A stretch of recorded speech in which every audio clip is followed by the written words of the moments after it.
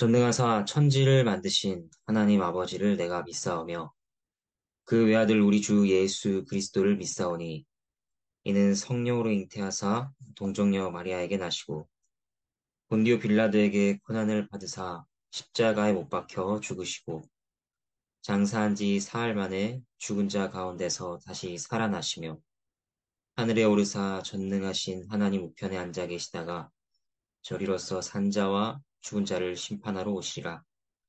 성령을 믿사오며 거룩한 공예와 성도가 서로 교통하는 것과 죄를 사하여 주시는 것과 몸이 다시 사는 것과 영원히 사는 것을 믿사옵나이다. 아멘. 함께 찬송하겠습니다. 찬송가 334장입니다. 찬송가 334장 2절과 3절을 함께 찬양하도록 하겠습니다.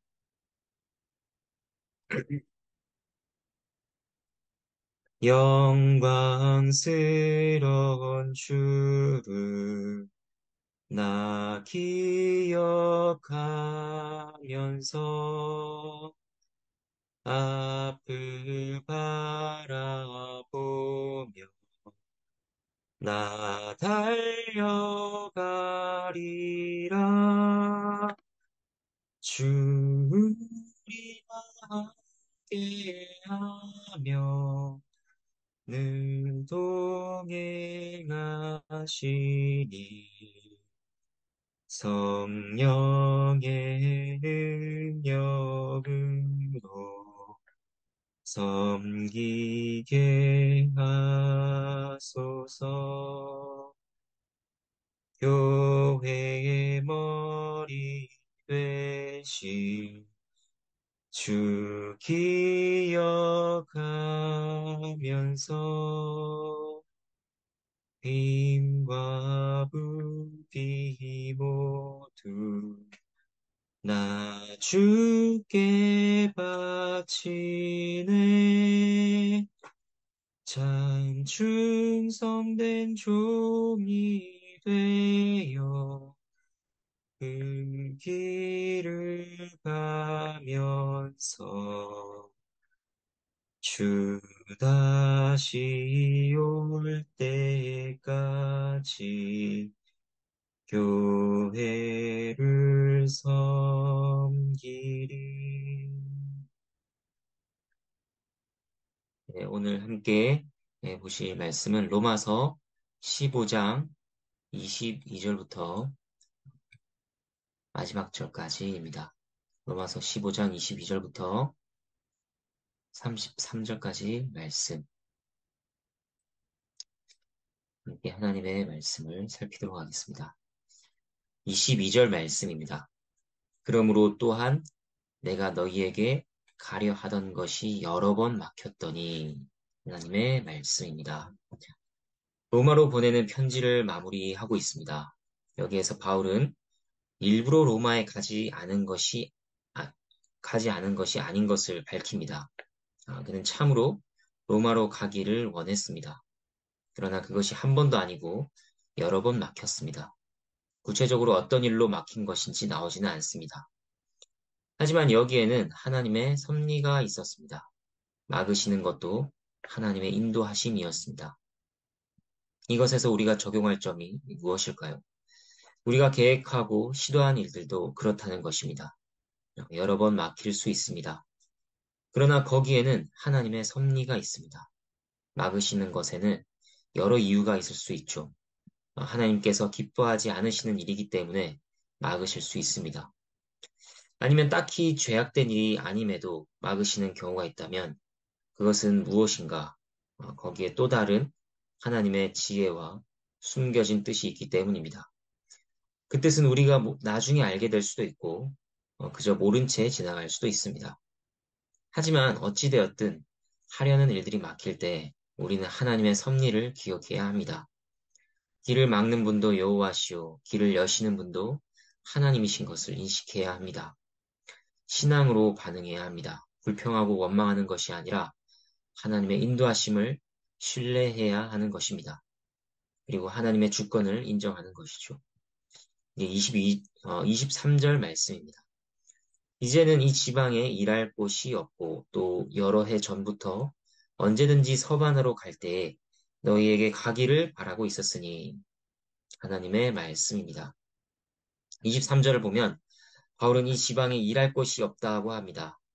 바울의 일은 그리스도의 이름을 부르지 않는 곳에 복음을 전하는 것입니다. 일할 곳이 없다는 것은 이 지방에서 그만큼 자신의 임무를 성실히 완수한 것입니다. 그리고 그는 서바나로 가기를 원합니다. 서바나는 지금으로 치면 스페인입니다.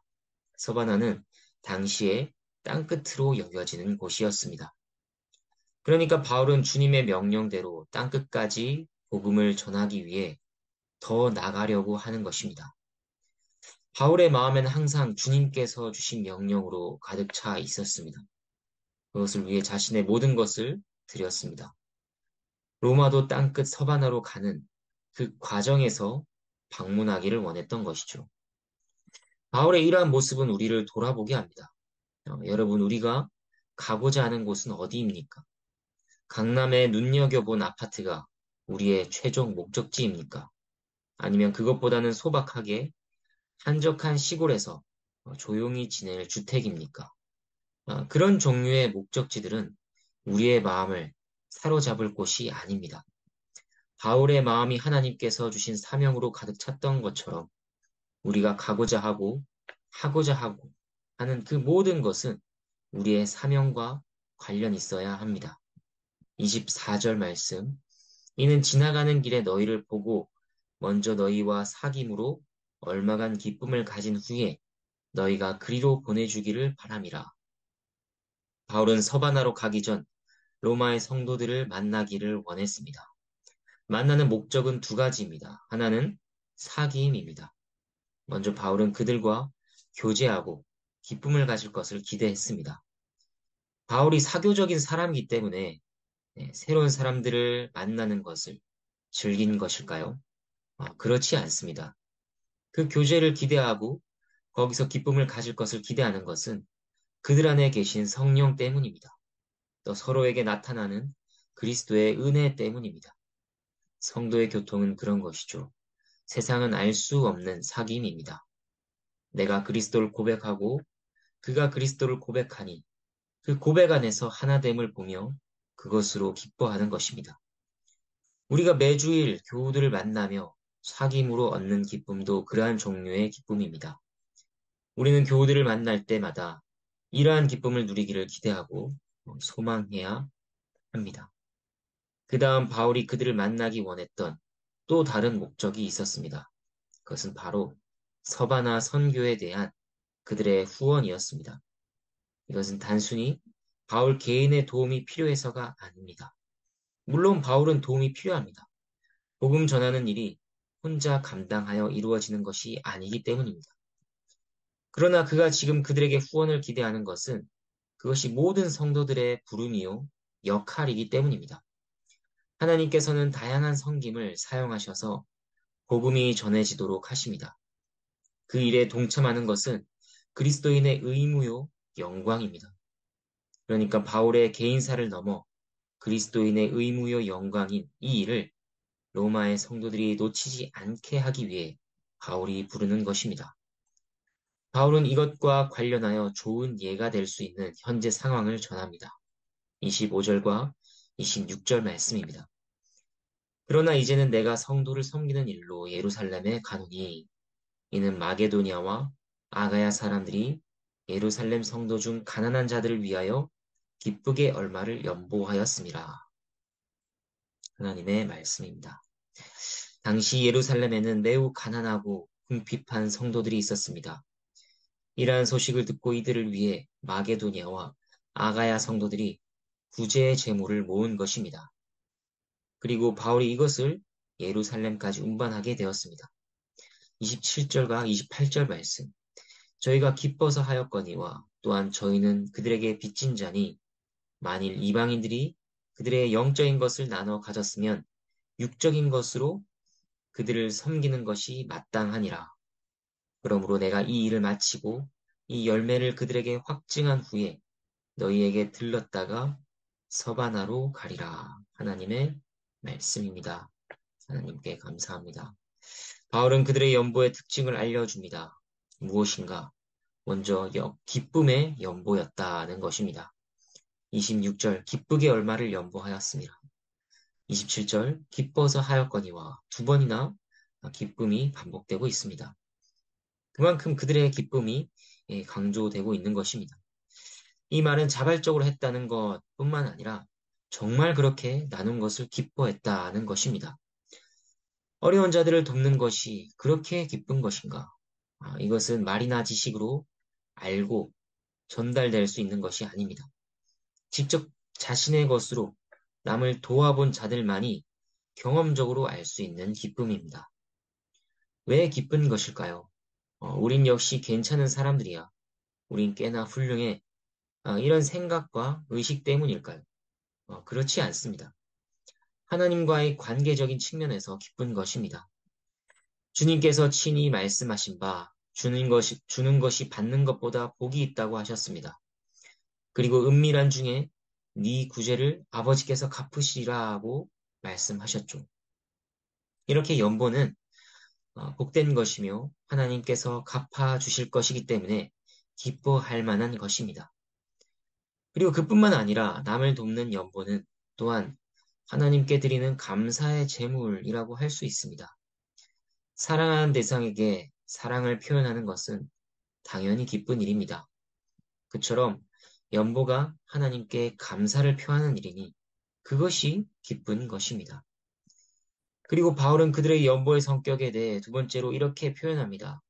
27절 저희는 그들에게 빚진 자니 그 연보가 빚을 갚는 것이라. 그것이 의무라고 합니다. 무슨 빚일까요? 복음은 유대인으로 말미암아 이방에 전파되었습니다. 그렇기 때문에 영적인 것을 나눠 받았다고 할 수 있습니다. 이것을 육적인 것으로 섬기는 것이 마땅하다, 당연하다, 바울은 말합니다. 바울이 이렇게 굳이 로마의 성도들에게 마게도냐와 아가야 성도들의 연보 얘기를 하는 것이 무엇 때문일까요? 그들이 성도의 교통에 대한 좋은 본이요, 교훈이 되기 때문입니다. 그렇습니다. 성도의 교통은 서로 나누고 섬기는 것입니다. 하이델베르크 요리문답에서도 성도가 서로 교통하는 것에 대해 이렇게 말합니다. 신자는 자기의 은사를 다른 지체의 유익과 복을 위해 그리고 즐거이 사용할 의무가 있다고 합니다. 우리가 가진 것이 무엇입니까? 그것으로 나누고 섬기는 것입니다. 영적인 것으로 또는 육적인 것으로 나누고 섬기는 것입니다. 이어지는 바울의 말에는 소망이 담겨 있습니다. 어떤 소망인가? 예루살렘, 마게도냐, 아가야 사람들의 교통과 같이 바울이 로마 사람들의 영적인 필요를 채우고 그들도 바울의 필요를 채우는 교통이 이루어지기를 바라는 소망이 담겨 있습니다. 29절부터 32절 말씀입니다. 내가 너희에게 나아갈 때에 그리스도의 충만한 복을 가지고 갈 줄을 아노라.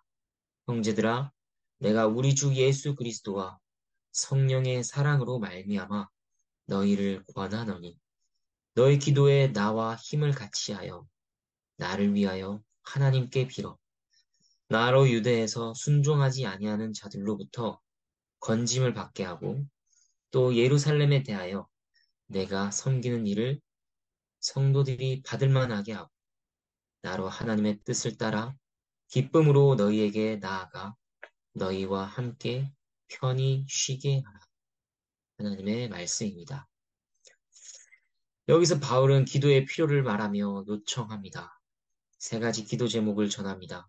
첫 번째는 유대에서 순종하지 아니하는 자들로부터 건짐을 받는 것입니다.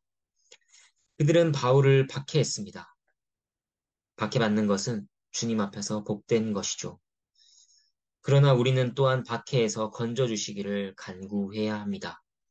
그리고 박해에도 불구하고 받은 사명을 감당할 수 있도록 용기를 가져야 합니다.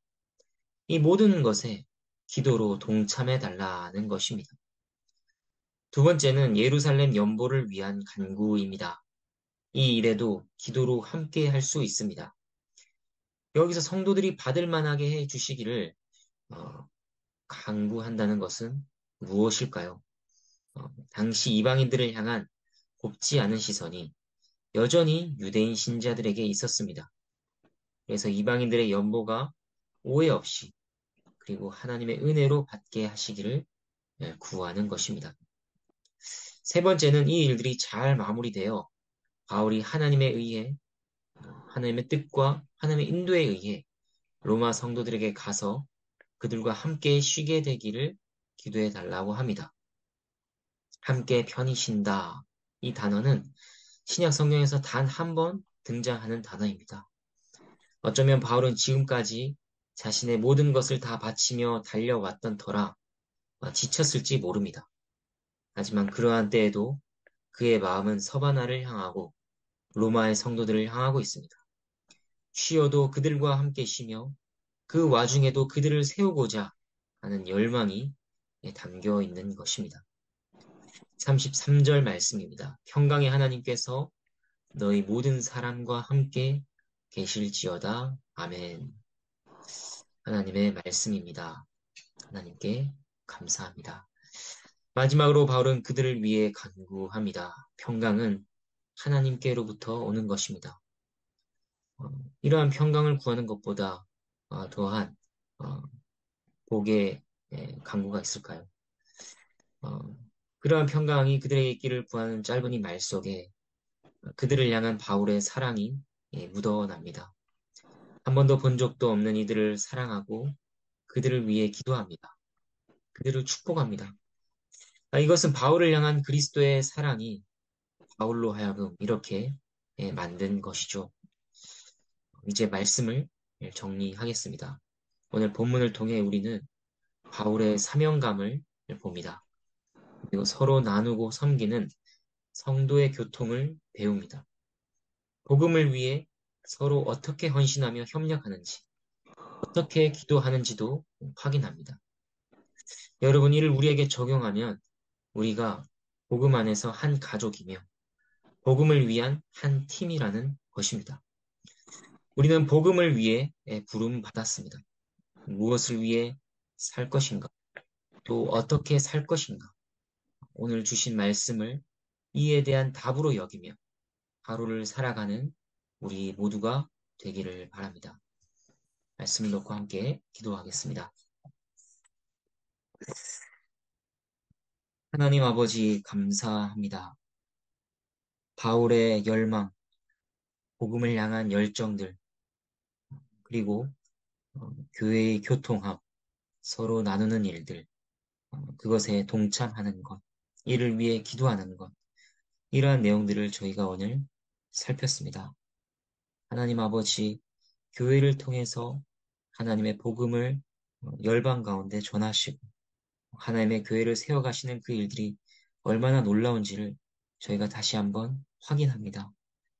하나님 아버지, 저희의 부르심이 어떠한 것인지를 저희가 다시 한번 보며 저희의 마음을 새롭게 합니다. 하나님 세상에 있는 여러 가지 저에게 맡겨진 일들을 감당하느라 저에게 부르신 하나님의 그 목적과 부르심을 놓치고 살 때가 많습니다. 하지만 하나님 아버지, 저희가 다시 한번 주님께서 부르신 그 목적을 마음에 새기며 그것을 위해 살아가고자 결심하오니 하나님께서 은혜를 더하시며 성도의 교통함, 성도가 서로 돕고 나누고 하는 그 일들, 복음을 전하는 일들, 그것에 힘을 쏟을 수 있도록 저희를 인도해 주시옵소서. 하나님 아버지 새로운 힘을 주시고 용기를 주시고 하나님을 사랑하는 마음을 저희 가운데 더하여 주시옵소서. 감사를 드리며 예수 그리스도의 이름으로 기도합니다. 네. 주님께서 가르쳐 주신 기도로 함께 기도하겠습니다. 하늘에 계신 우리 아버지여, 이름이 거룩히 여김을 받으시오며 나라가 임하시오며 뜻이 하늘에서 이루어진 것 같이 땅에서도 이루어지이다.